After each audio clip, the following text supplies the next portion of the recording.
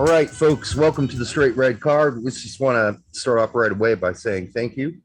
We made to 1,000, and that really, is on you guys for spreading the word. And thanks a lot, man. That's kind of a really serious start to this show. Thank you so much for making us get to 1,000.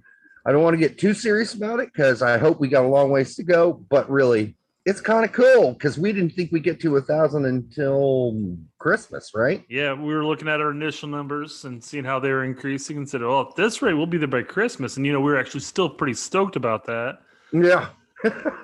Well, Christmas came early, I guess. It did. Yeah. And who knew so many people want to listen to a bunch of old crunchy dudes talk about soccer. But we are going to do that. Make sure you go ahead and keep sharing because obviously that's working. If you know people that haven't subscribed, you might want to step up a level of pressure and say, hey, come on, you guys got to subscribe, or you must subscribe, or I'm going to junk punch you or something. I don't know what you do, but you could apply some pressure and then like the video. Yeah.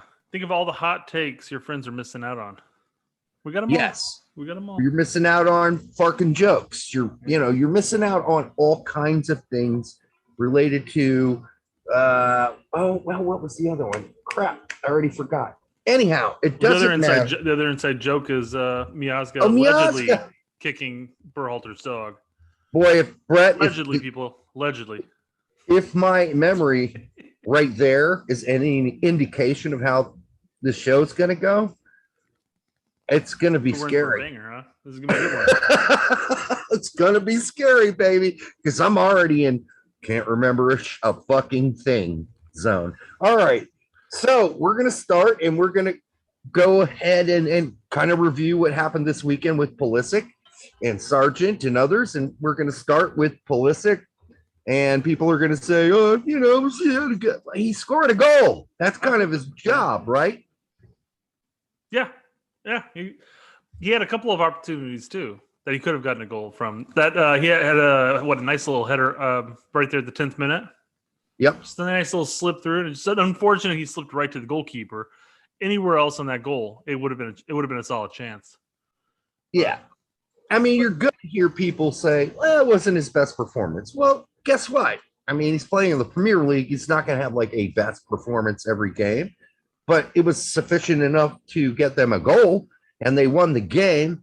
And he started, which we weren't sure about just about a week ago. So there's that. He was dangerous throughout the game. Yes, there were times where he tried to do too much. Sometimes he just stumbled on top of the ball and got dispossessed. But as a whole, he was dangerous in the attack. He was always reading where he needed to be. And he drew a lot of fouls. But, isn't that what Pulisic does? He's going to lose the ball because he's going to try to take guys on. Mm-hmm. And sometimes that's not going to work, but other times he's going to blow by two guys and the third guy's going to have to foul him. So, and quite frankly, from a United States men's national team, it's either him trying that or us passing the ball back to the goalkeeper. So yeah. So exactly. You pick your poison here. Let's go. Yeah. not everything's going to create a chance. Not everything's going to be successful. When you try to beat your man 1-on-1, 2-on-2, whatever, or 2-on-1, you're going to make mistakes from time to time. And he made mistakes. But again, like I said, he was dangerous throughout the game. That's all that matters. That's all you want. One thing that I did notice about this is that a lot of the times that he would make the run to where he needed to be, Werner was always there.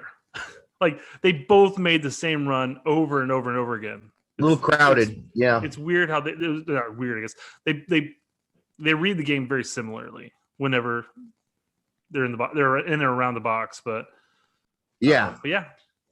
I think that's from their time playing in Germany, maybe. I don't know, but the thing is, Lukaku was injured, right? And so was Ziyech.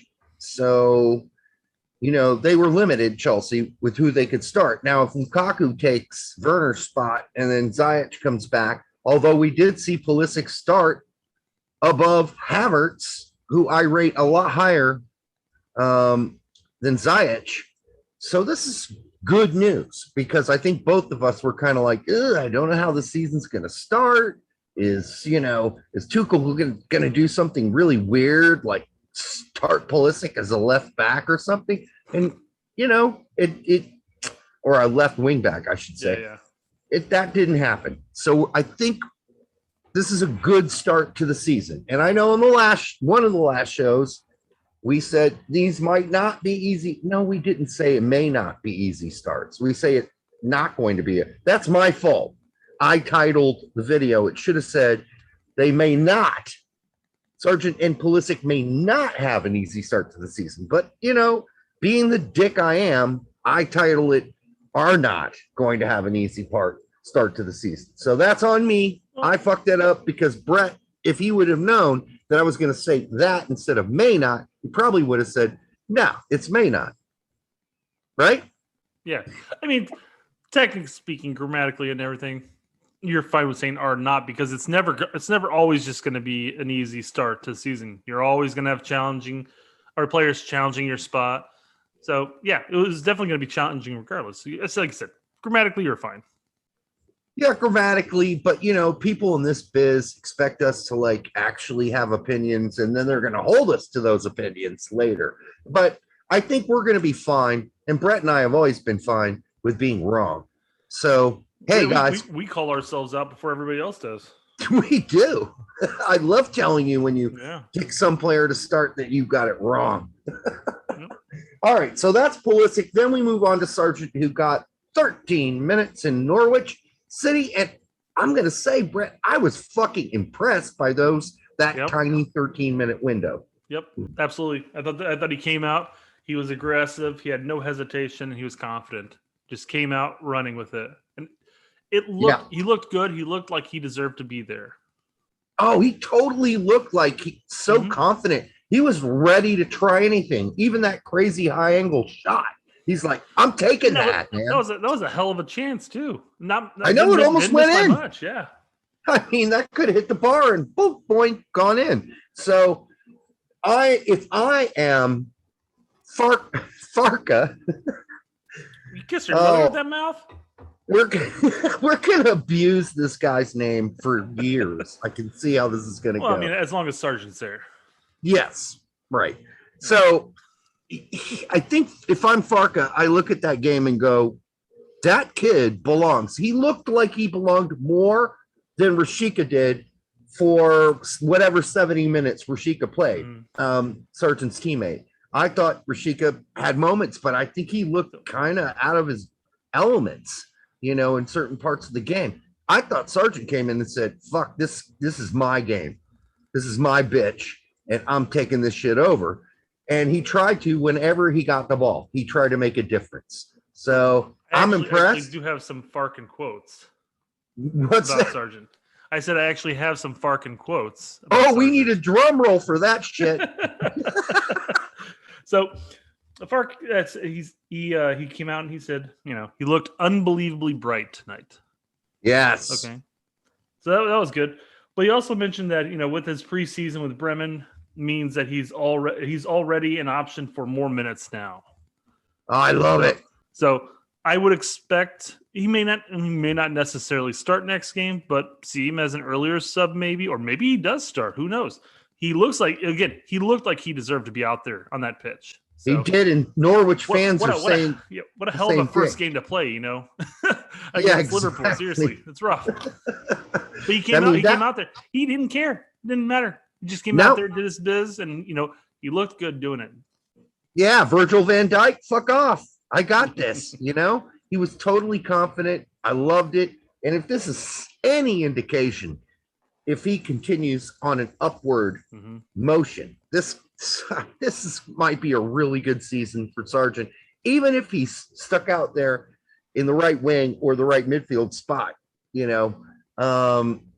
He's dangerous. I know they're asking him to play a lot of defense, which I thought he did well as well. So it was funny. It was funny. Pete was talking about when Pete did the live stream earlier, and he talked about Sargent as a winger, and he's like, Sargent's not a winger. He's a striker. He's always been a striker. And then he got a couple comments of people saying like, no, he should be playing out wide. He should be a winger. And he's like, no, he's never played anything but striker his entire life. And then all of a sudden he got a super chat from somebody who played with him over at Scott Gallagher. And he's like, yeah, I've played with Sargent since he was 8 years old until he went to Florida to play with the Nats. He's never played anything but striker.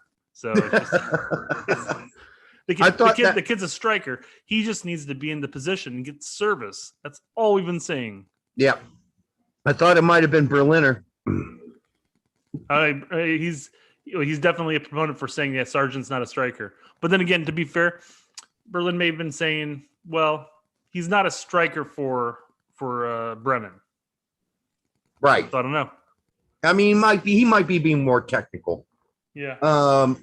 And then for this segment, we could cover a couple quickies, big guys.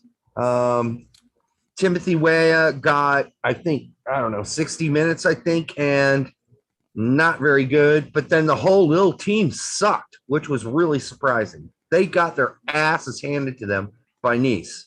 And I don't blame that on Weah, but it's not a good sign. I mean, if you start the game and your team gets their ass kicked. So we'll keep an eye on him. In fairness, though, if the whole team as a whole sucked, hard to just blame it on you then. So no, it wasn't just him. Yeah. I thought Lil just looked off in general. That was not the Lil I watched last season in any way. I just not the same team. It didn't look like the same team to me. And then Adams had sort of not a bad going, but he just lost Jesse Marsh's opening Bundesliga game, or what's the second one? I can't remember, but yeah. Jesse Marsh already has an L now as Leipzig's first one, manager. So yeah, I definitely heard it wasn't his best game, but you know what? The kid will bounce back. We'll be good. Oh yeah, he'll bounce back. I don't have any issue. I think Marsh will bounce back, and it's not like they didn't have a fucking shitload of chances to score. They did. They missed them all. It was just frustrating watching them on set pieces, and they had headers. They missed the headers, clear goals that should have been goals. That game should not have ended with with them losing. So, but Leipzig starts the season, kind of bumpy. And then one more for this group. Let's talk about Claudio Gio Reyna, not his dad, but the kid playing. I thought this was going to be the next segment, man. I thought you were saving him for the next segment there. No, I'm going to talk. I think we should talk about Gio because I think you mentioned. Or do you want to do this on a whole different segment? Let's talk about a whole different segment, man, because this is going to be this will be pulling into the United States men's national team as well. So. Okay, that's big pressure, Brett. You're basically telling me you got another whole segment to talk about. Well, I mean, I feel like we can throw in other players into his segment as well, but I feel like we're going to ramble on him. You're right. We'll probably talk about that more because he played center midfield. Okay, folks. So we're going to cut it off here. We're going to move to segment 2, where we will start with Gio Reyna, not his dad. I watched his dad. And so that's why I'm having this problem. Most of you don't even know who his dad is, or some of you don't. We could talk about his dad if you want to. I mean, there's no need. You got stories you want to talk about, we can bring it out. It's fine. We need to get him on the show. I know that much. That'd be great. So I could shower praise on him. All right, until the next time on the Straight Red Car, thanks for supporting us. Cheers.